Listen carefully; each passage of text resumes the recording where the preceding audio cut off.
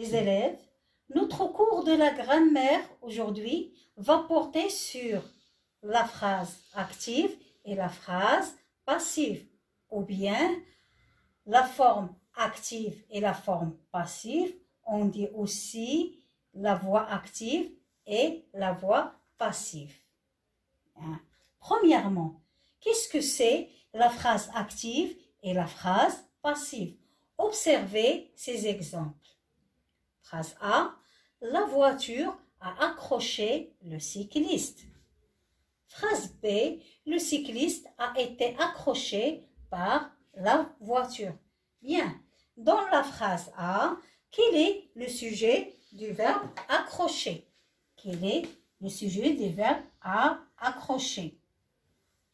C'est la voiture. La voiture est un sujet. À accrocher, c'est un verbe. La voiture a accroché qui? La voiture a accroché le cycliste. C'est un COT, un complément d'objet direct. Bien, donc la voiture est le sujet qui a fait l'action exprimée par le verbe. On dit que la phrase est à la forme active.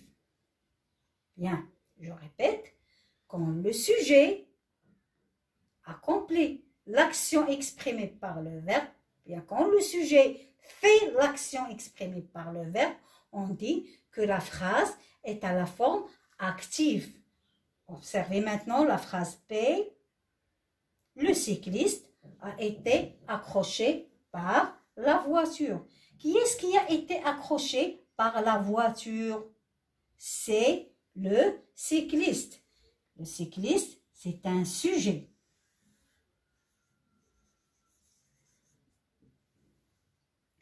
Est-ce que c'est lui qui a fait l'action exprimée par le verbe accrocher? Non. Le cycliste a subi l'action exprimée par le verbe accrocher. Alors, quand le sujet subit l'action exprimée par le verbe, on dit que la phrase est à la forme passive. La phrase est à la forme passive. Bien, maintenant, comment je passe de la forme active à la forme passive? Le passage de la forme active à la forme passive se fait de la façon suivante. Le complément d'objet direct dans la voix active devient sujet dans la voix passive.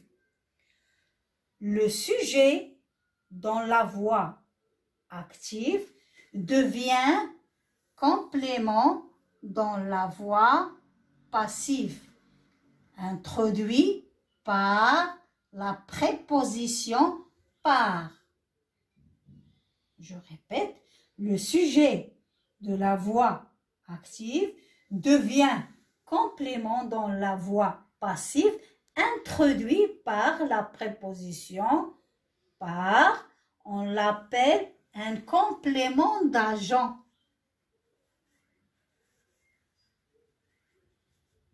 Complément d'agent. Bien. Et le verbe? Observez le verbe. Dans la voix active, on a le verbe est conjugué au passé composé. Le temps du verbe est conjugué au passé composé. Dans la voix passive, on utilise toujours l'auxiliaire être. L'auxiliaire être conjugué au temps du verbe de la voix active. Ça veut dire le passé composé plus le participe passé du verbe. Ce participe passé, on doit l'accorder toujours avec le sujet dans la voix passive. Et ainsi de suite pour les autres temps. Mais attention, voici quelques astuces. Si la phrase ne contient pas un COD, un complément d'objet direct, on ne peut pas la mettre à la voix passive. Par exemple, l'avion atterrit. Il n'y a pas le complément d'objet direct. Alors, aussi, quand le sujet de la phrase active est le pronom on, le pronom indéfini on, la phrase passive ne comportera pas un complément d'agent. Exemple, on détruira la nature sera détruite.